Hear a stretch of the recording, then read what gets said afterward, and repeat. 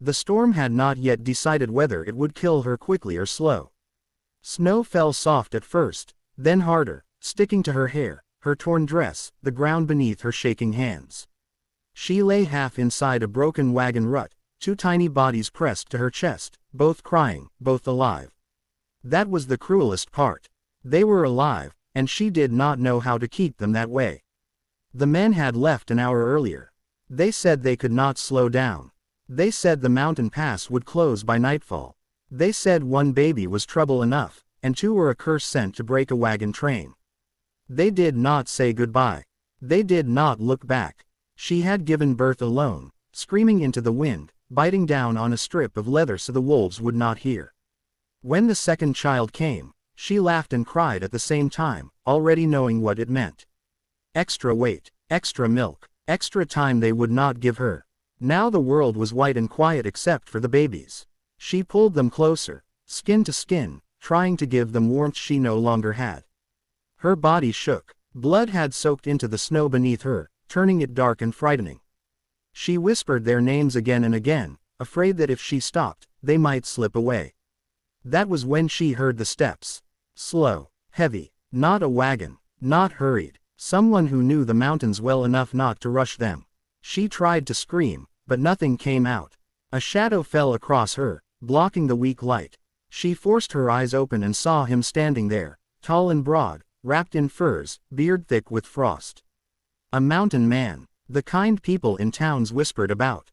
The kind mothers warned their children never to follow. He looked down at her, then at the babies. For a long moment, he said nothing.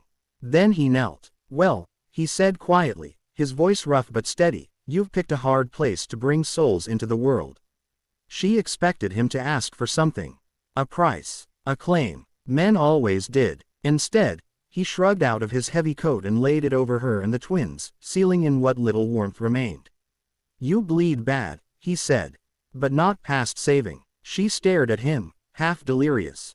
"They left me," she whispered, shame burning hotter than the cold. He snorted. "Mountains remember men like that. So do I." With careful hands, he lifted her and the babies together, like something fragile and precious. The pain made her cry out, but he did not flinch. He carried them uphill, away from the road, into trees that bent low under the weight of snow. His cabin was rough but solid, built into stone and timber like it belonged there. A fire already burned inside. He laid her down near it, wrapped the babies in dry cloth, and set a pot to warm. She faded in and out, waking to sounds. The crack of firewood, water pouring, a deep voice humming something without words. At one point, she woke in panic, reaching for her children, only to feel them right there, warm, breathing. "They're fine," the man said gently. "Strong lungs. Both of 'em. Both of them." He said it like it mattered. Days passed strangely. Time bent around pain and healing. He cleaned her wounds. He brought her broth and water. When her milk came, he turned his back and gave her privacy without being asked. He did not touch her unless needed. Did not ask her story. Did not ask why she'd been abandoned. When she was strong enough to sit up, she finally asked him his name. "Folks call me Calder," he said. "That'll do." She told him hers. Told him about the wagon train, the promises made, the looks exchanged when the second baby came screaming into the world. Calder listened without interrupting. "They chose speed over blood," he said when she finished. "That's a choice. It follows a man." One night, a week later, she heard voices outside. Men, horses. Her heart froze. Calder stood slowly, rifle in hand, calm as stone. He stepped outside alone. Through the cracks in the door, she heard words exchanged. The wagon train had lost supplies. Someone suggested turning back. Someone remembered the woman they left behind. Calder's voice cut through the night. "She's under my roof," he said. "So are the boys." A pause. Then laughter. "You ain't their kin," a man said. "She don't belong to you." Calder's reply was quiet. "Dangerous. She don't belong to anyone." The wind picked up. Snow shifted. She heard a horse snort nervously. "Move on," Calder said. "Or leave lighter than you came." The men left. Calder came back inside, stamped snow from his boots, and leaned the rifle by the door like it was nothing.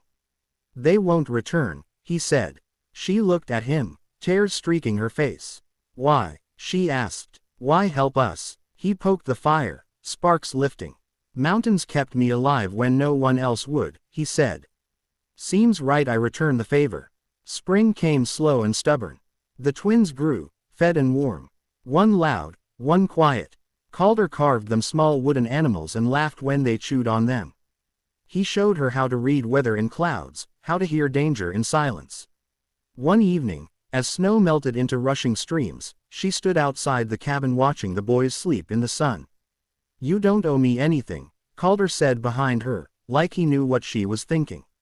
She turned. I know. Silence stretched. Easy now. I'm not asking, she said. But if we stayed. Calder nodded once. Then stay. It was not a vow.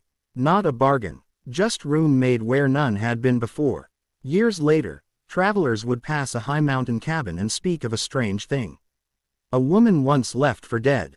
2 strong boys with the look of the wild in their eyes.